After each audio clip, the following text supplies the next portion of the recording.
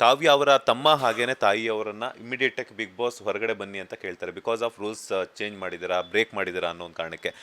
ಅಲ್ಲಿ ಹೋಗ್ಬಿಟ್ಟು ಹೊರಗಡೆ ನಡೀತೀವಿ, ನಿಮ್ಮ ಮತ್ತೆ ಗಿಲ್ಲಿ ಕಾಂಬಿನೇಷನ್ ತುಂಬಾ ಚೆನ್ನಾಗಿ ವರ್ಕೌಟ್ ಆಗ್ತಿದೆ, ಅವ್ರ ಜೊತೆ ನೀರು ಹಂಗೆ ಹಿಂಗೆ ಅಂತ ಹೇಳಿದ್ದಾರೆ ಅಂತ ಹೇಳ್ಬಿಟ್ಟು. ಸೊ ಏನು ಹೇಳ್ತೀರಾ? ಬಿಕಾಸ್ ಯಾಕಂದ್ರೆ ಆಸ್ ಎ ಕಂಟೆಸ್ಟೆಂಟ್ ಆಗಿ ರೂಲ್ಸ್ ಬ್ರೇಕ್ ಮಾಡುವಂಥದ್ದು, ಹೊರಗಡೆ ಇರುವಂಥ ವಿಚಾರಗಳನ್ನು ಒಳಗಡೆ ಹೇಳುವಂಥದ್ದಾಗಿರ್ಬೋದು, ಅಥವಾ ಅವ್ರಿಗೂ ಕೂಡ ನಮ್ಮ ಮಗಳು ಇನ್ನೊಂದಷ್ಟು ದಿನಗಳ ಕಾಲ ಇದ್ರೆ ಚೆನ್ನಾಗಿರುತ್ತೆ ಅನ್ನೋಂಥ ಥಾಟ್ಸ್ ಇರ್ಬೋದೇನೋ ಅಲ್ವಾ? ಸರ್ ಅವ್ರಿಗೆ ಇರೋದ್ರಲ್ಲಿ ಅದು ತಪ್ಪು ಅಂತ ನಾನು ಹೇಳೋಕ್ಕಾಗಲ್ಲ. ಬಟ್ ಆದರೆ ಒಳಗೆ ಹೋಗ್ಬಿಟ್ಟು ಆಚೆಗಡೆ ಇರೋ ವಿಷಯಗಳ್ನ ಹೇಳಿದ್ದು ತುಂಬ ತಪ್ಪು.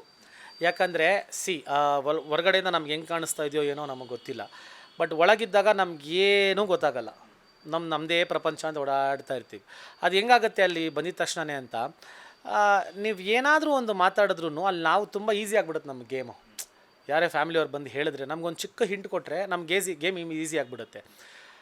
ನಮ್ಗೆ ಆಚೆಗಡೆ ಏನೂ ಗೊತ್ತಿಲ್ಲದೆ ಒಳಗಡೆ ನಮ್ಮ ವ್ಯಕ್ತಿತ್ವ ಮಾತ್ರ ತೋರಿಸ್ಕೊಂಡು ಆಟಾಡೋದೇ ಟಾಸ್ಕು, ಅದೇ ಬಿಗ್ ಬಾಸು. ಹಂಗಿದ್ದಾಗ ನೀವು ಆಚೆಗಡೆಯಿಂದ ಬಂದು ಒಳಗೆ ಇನ್ಫಾರ್ಮೇಷನ್ ಕೊಟ್ಬಿಡ್ತೀರಾ ಅಂದಾಗ ಇಟ್ ಬಿಕಮ್ ಸೋ ಈಸಿ. ಆಮೇಲೆ ಅದು ಅನ್ಫೇರ್ ಆಗಿಬಿಡುತ್ತೆ ಅಲ್ಲಿರೋ ಕಂಟೆಸ್ಟೆಂಟ್ಸ್ಗೂ.